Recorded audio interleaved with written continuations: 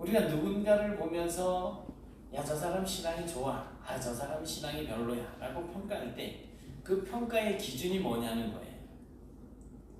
사람은 일평생을 살아오면서 끊임없이 평가를 받기도 하고 또 평가를 하기도 합니다. 그런데 그 평가의 기준이 무엇이냐에 따라서 좋음과 나쁨, 또 무능과 유능, 그리고 거룩하다 속되다, 그리고 저 사람은 있는 사람이 없는 사람이야, 이런 어떤 평가가 달라질 수밖에 없다는 것입니다. 사실 우리가 다른 사람의 신앙뿐만 아니라 그 사람을 판단하게 되는 가장 손쉬운 방법은 뭘까요? 그 사람의 겉으로 보여지는 모습일 겁니다.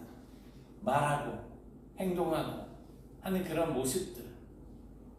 우리가 위대한 사람들을 위대하다라고 이야기할 때 그 사람이 태어날 때부터 어떤 모습을 가지고 있는지 우리가 본 적은 없는데 그 사람의 업적들, 그 사람이 나타났던 그런 어떤 일들을 보면서 정말 대단하다. 한글을 만든 세종대왕이 왜 훌륭합니까? 우리가 이 말을 쓰도록 만들어 놨잖아요. 이순신 장군이 왜 훌륭하고 위대한 사람입니까? 외적의 침입을 그저 그렇게 그냥 열심히 막아내는 일들을 충성스럽게 감당을 했잖아요. 그러니까 그 사람의 겉으로 드러난 그 어떤 지표들이 기준이 되어서 다른 사람들을 손쉽게 판단을 하게 된다는 것입니다.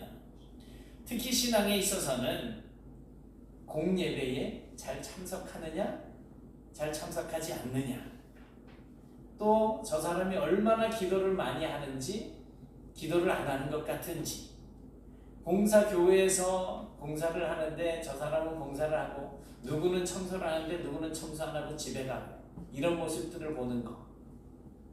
또 교회의 어떤 대소사, 그리고 어떤 그룹의 모임, 여전도회, 남전도회, 뭐 이런 모임에 얼마나 잘 참석하느냐, 이런 어떤 모습들이 그 사람의 신앙의 척도를 볼 수 있는 것이라고 생각을 하는 겁니다. 물론 신앙이 깊은 사람은 그런 헌신과 봉사, 그리고 신앙적인 모임들에 잘 나올 수 있겠지만 그렇다고 그것이 그 사람의 완전한 신앙의 척도라고 말하기는 쉽지가 않습니다. 그럼에도 불구하고 우리의 눈은 대부분 그렇게 겉으로 드러나는 어떤 행동이나 모습들을 기준으로 해서 그 사람의 성적을 판단을 한다는 것입니다. 오늘 본문을 보시면 바리새인들과 서기관들이 이렇게 말을 합니다. 물론 예수님께 말을 하는 거죠. 요한의 제자들은 자주 금식하고 기도하고 또 바리새인의 제자들 또한 그렇게 금식하며 기도하는데 왜 당신의 제자들은 금식하는 기간에 먹고 마십니까? 이거예요. 바리새인들과 서기관들에게 있어서 사람들의 신앙을 판단하는 그 기준, 그 척도는 금식이었던 것으로 보여지는 거예요. 그래서 바리새인이 세리 앞에서 시장 어귀에서 성전 입구에서 기도할 때 많은 사람들이 왔다 갔다 하는 그곳에서 소리를 질러 기도하잖아요. 하나님, 저는 일주일에 2번씩 금식합니다. 이 죄인 세리와 같지 않습니다. 막 이러면서 11조를 바칩니다. 막 이러면서 기도를 하잖아요. 그러니까 금식을 하면 좀 더 신실하게 신앙생활을 하는 것처럼 생각하고 금식하지 않으면 그것은 비신앙적인 것으로 이해를 하는 것 같아요. 그래서 현대의 어떤 목사님들도 명함에다가 금식 40일 금식기도 2번, 뭐 3번, 많으면 많을수록 자기가 경건해 보이는 거죠. 하지만 과연 금식을 하거나 금식을 하지 않는 것이 그 사람이 하나님 앞에서 신실하고 온전한 삶을 살고 있다라고 하는 것을 보여주는 유일한 시금석, 척도가 될 수 있는 것일까요? 그래서 오늘은 우리가 하나님의 백성으로서 이제 2024년도를 마무리하면서 2025년도에는 어떤 자세와 관점으로 살아가야 할지에 대해서 말씀을 나누어 보도록 하겠습니다. 히브리적인 관점에서 이스라엘 백성들은 1년 중에 금식을 해야지 되는 그런 날들이 있습니다. 예를 들어서 아부월 9번째 날, 이거는 이제 유대력으로 5월이에요. 우리 달력으로 5월이 아니고 5번째 달 5월 9일. 이날은 예루살렘에 있는 1차, 2차 성전이 그냥 파괴된 날입니다. 그래서 유대인들의 전통에 의하면 이날은 모든 유대인들이 하나님의 성전이 파괴된 것을 기억하면서 다 반드시 금식을 하는 날로 그렇게 지키고 있습니다. 그리고 티시월이라고 해놨는데요. 이거 7월 10일이에요. 7번째 달, 10번째 날, 대속죄일이죠.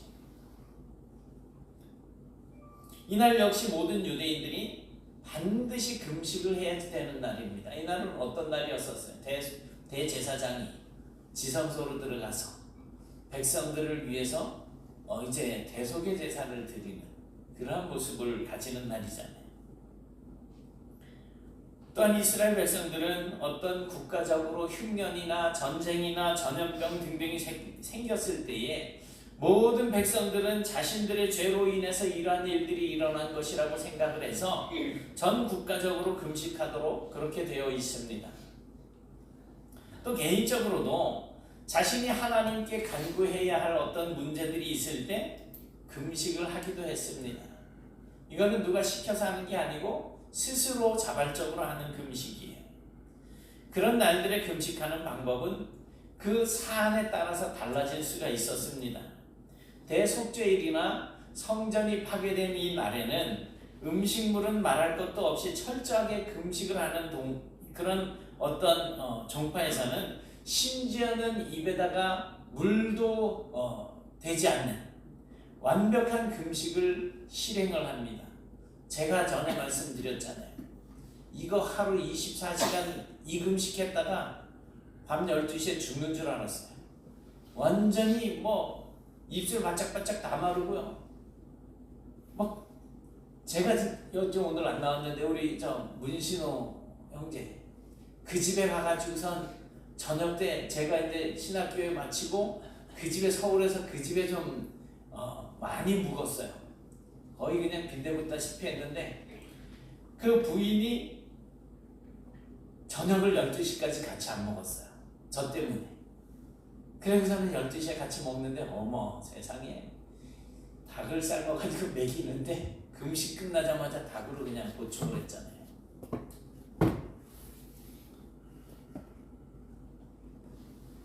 물까지 안 마시고 하루만 버텨보셔요. 진짜로 하늘이 노래지고 다리가 후들거리고 이래요. 저만 그랬는지 모르겠지만 이렇게 금식을 할 때는 당연히 노래나 춤과 같은 유흥이 금지가 되고 결혼도 하지 않고 사업도 하지 않습니다. 심지어는 발에 샌들도 신지 않습니다. 그런데 국가적인 비상사태 시에는 그 정도로 이제 정도에 따라서 전쟁이 아주 심하거나 아니면 좀 약하거나 전쟁이 심하고 약한 것은 없겠지만 정도에 따라서 금식하는 강도가 조금씩 달랐습니다. 아침만 금식할 수도 있었고 하루 종일 금식할 수도 있었습니다. 경우에 따라서는 결혼을 할 수도 있었고 사업도 할 수 있었지만 유흥은 금지가 되었습니다. 일반적으로 금식을 한다는 것은 여러 가지 방법이 있었지만 금식이라고 할 때 기본적인 것은 뭐예요? 우리가 금식하면 제일 먼저 생각하는 게 뭐예요? 음식을 먹지 않는 거잖아요. 사실 음식을 먹는 것은 왜 우리가 음식을 먹습니까? 오늘 아침에 식사하셨어요? 정집사님 왜 드셨어요? 배가 고파서. 왜 배가 고프면 왜 먹어야 돼요?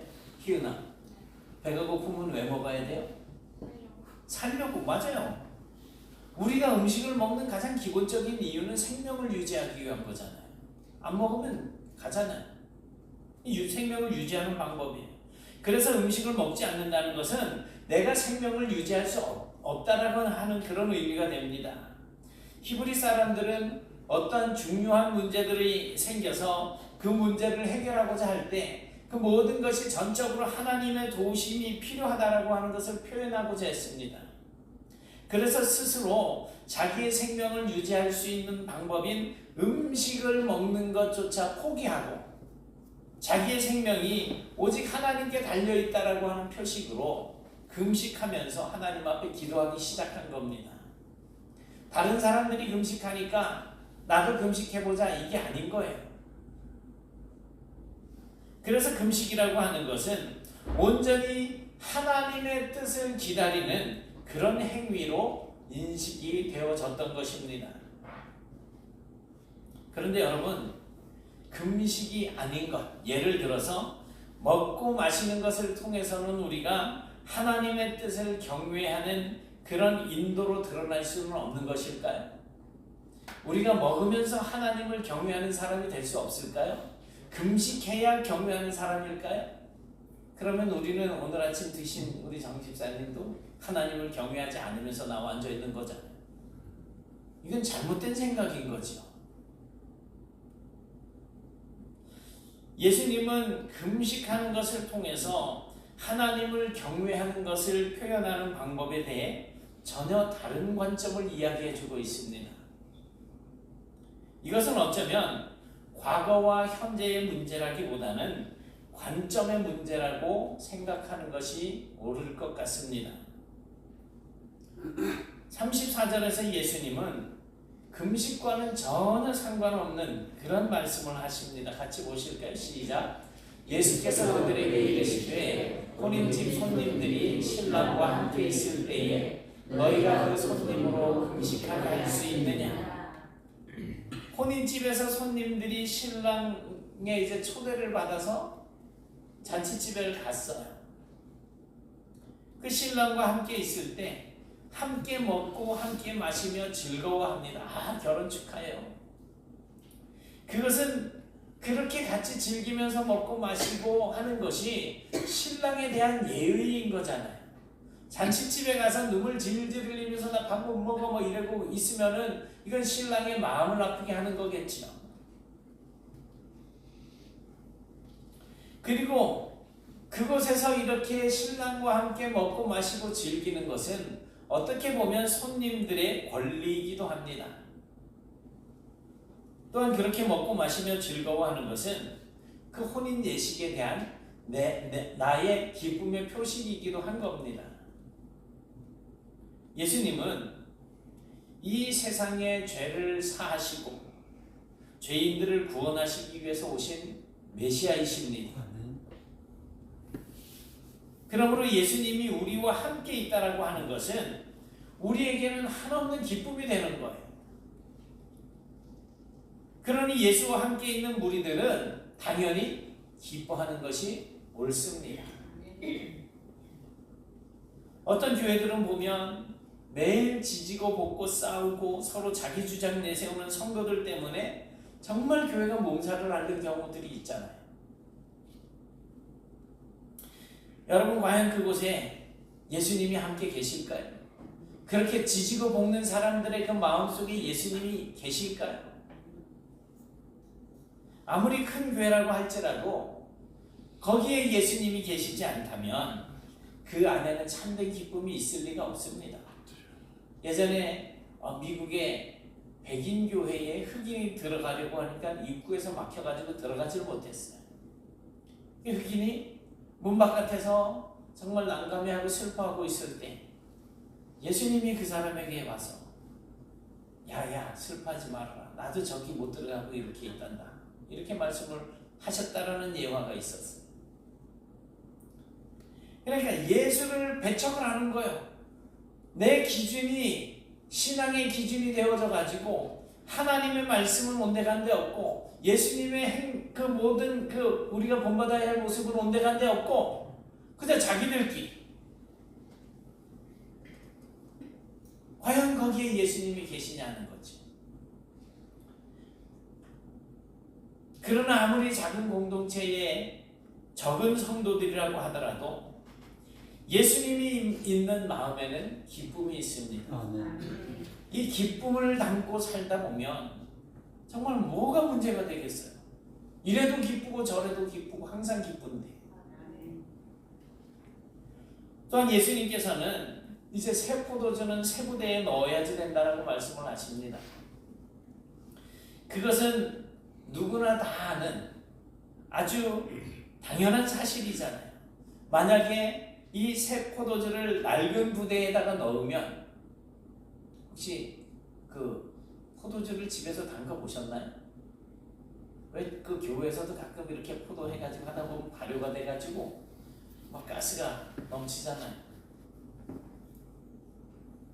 그러니까 이게 낡은 가죽 부대에다가 새 포도주를 집어넣으면 이것이 발효가 되면서 그 안에 가스가 생겨서 나중에는 이 가스가 이제 너무 팽창이 되니까 가죽 부대가 터져버려서 포도주도 버리고 부대도 찢어져서 버리게 된다는 겁니다. 그러므로 새 포도주를 새 부대에 넣는 것은 포도주와 부대 모두에게 좋은 것입니다. 우리가 어떻게 하나님 나라의 백성이 되었습니까? 구약의 율법을 통해서 우리가 하나님 나라의 백성이 되었습니까? 아닙니다.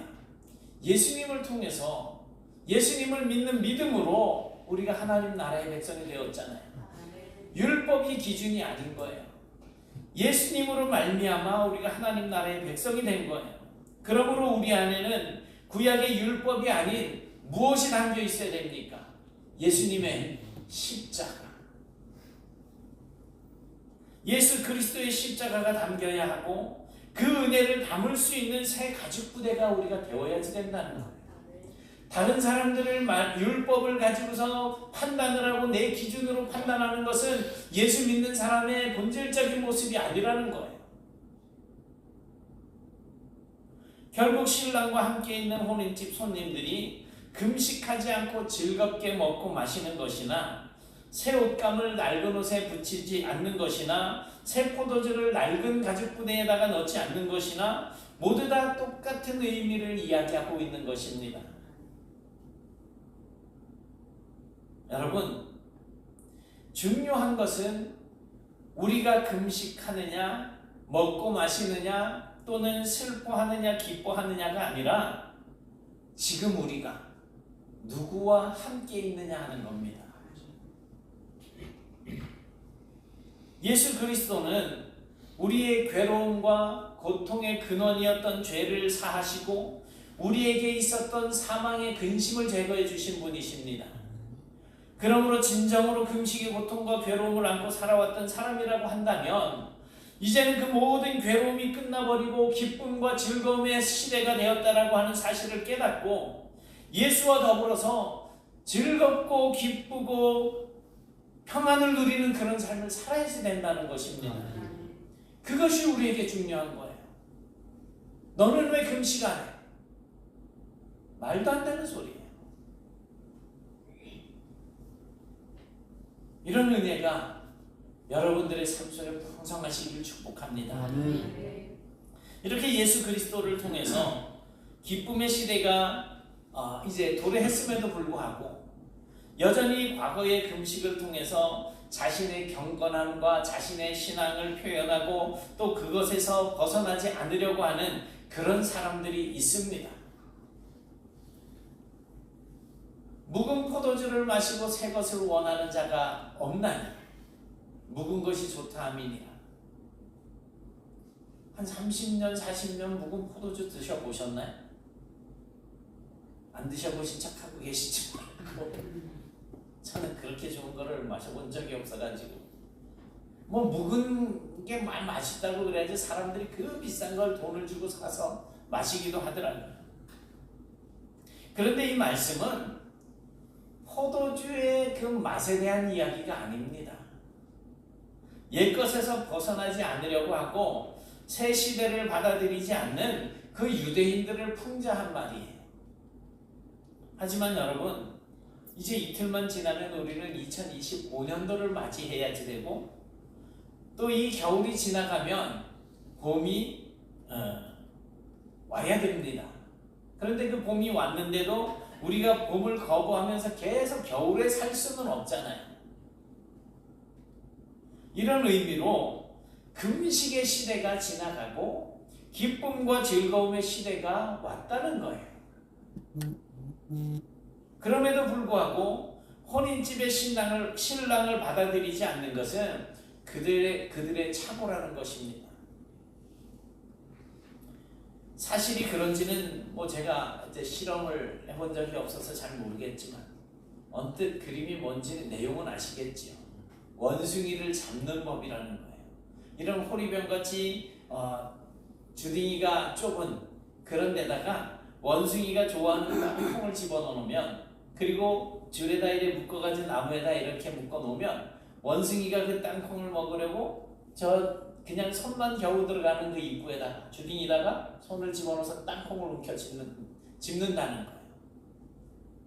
그리고 이제 주먹을 쥐니까 요렇게 집어넣어야 들어가고 나오고 하는데, 주먹을 이 땅콩을 쥐고 이래 쥐니까 절대로 손이 안 빠져나오는데, 문제는 뭐냐 하면 사람이 자기에게 다가가고 있는데도 이걸 놓지 않아 가지고 손이 안 빠져나가니까 결국 그냥 그러다가 잡힌다는 거죠.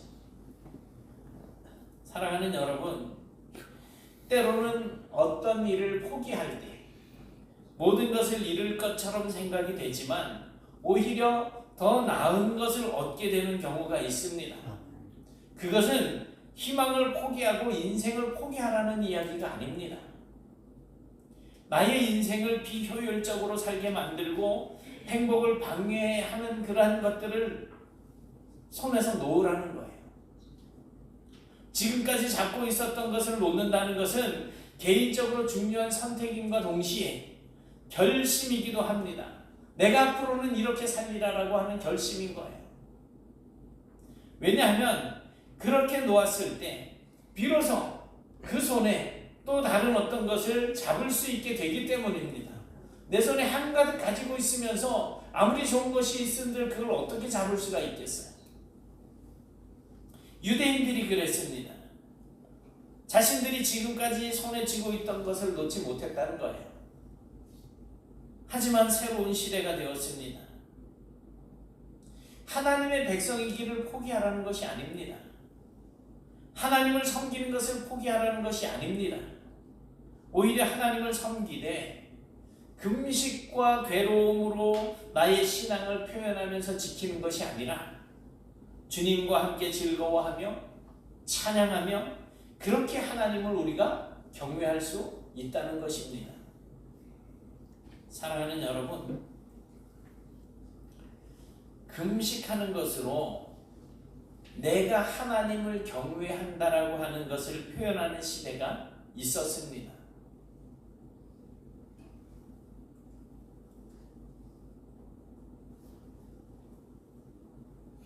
그래서 자주 그리고 많이 금식하는 것은 그 시대에는 그 사람이 정말 신실한 사람이라고 하는 표시가 되기도 했었습니다. 그러나 이제는 금식으로 자신의 신실함을 보여주는 그런 시대가 지나갔습니다.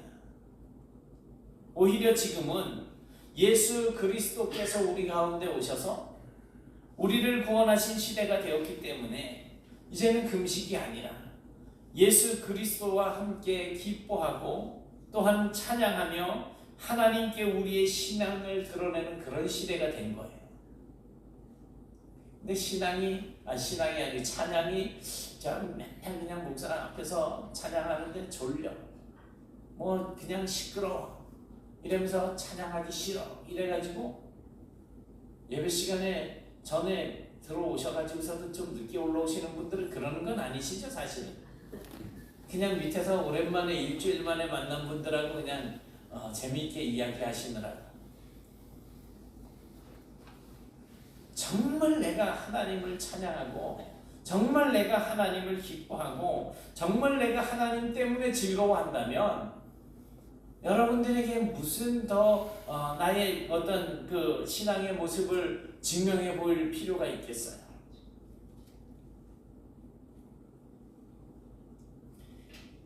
그럼에도 불구하고 여전히 과거의 금식에 사로잡혀서 그것에서 벗어나지 않으려고 하는 사람들이 있다는 것입니다. 오늘 본문에 보니까 그래요.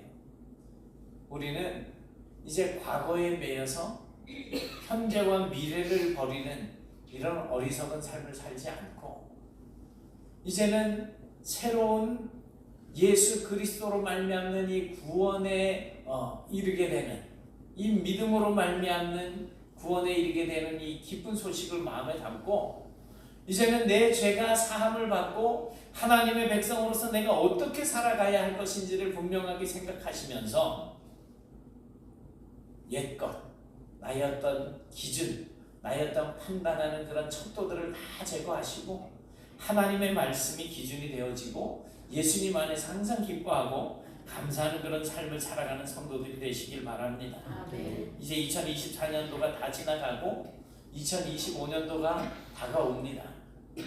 2025년에는 예수와 더불어서 좀 더 새롭고 좀 더 활기찬 성도의 삶을 살아가실 수 있는 복된 여러분들이 되실 수 있기를 주님의 이름으로 축원합니다. 사랑의 하나님 감사합니다. 정말 저희들이 마음에 생각하고 원하는 것들이 많이 있고 그래서 하나님 앞에 기도할 때가 많이 있지만 여전히 과거에 사로잡혀서 하나님께서 우리에게 주신 은혜가 얼마나 귀하고 놀랍고 큰 것인지를 잊고 살 때가 있습니다. 하나님이여, 우리의 마음속에 잘못된 생각들, 어떤 잘못된 기준들을 제거해 주시고 예수 그리스도로 말미암는 이 놀라우신 은혜가 우리의 삶 속에 가득해져서 하나님의 영광을 위해서 생각하고 말하고 행동하며 살아가는 저희들이 되게 하시고 그러한 우리의 모든 삶이 하나님의 기쁨이 되고 하나님께서 저희들로 인하여서 계획하신 뜻들을 이뤄나가는 그런 은총 가운데 저희들이 거할 수 있도록 도와주시옵소서. 이 시간 이후에 우리의 모든 인생이 이제 지난 한 해를 잘 마무리하고 앞으로 다가오는 새해를 또 잘 계획하고 하나님의 뜻에서 벗어나지 아니하고 좌로나 우로나 치우치지 아니하며 주님의 나라를 위하여서 곧장 달려감으로 형통한 인생들이 될 수 있도록 저희들과 동행하여 주시옵소서. 예수님 이름으로 기도드리옵나이다. 아멘.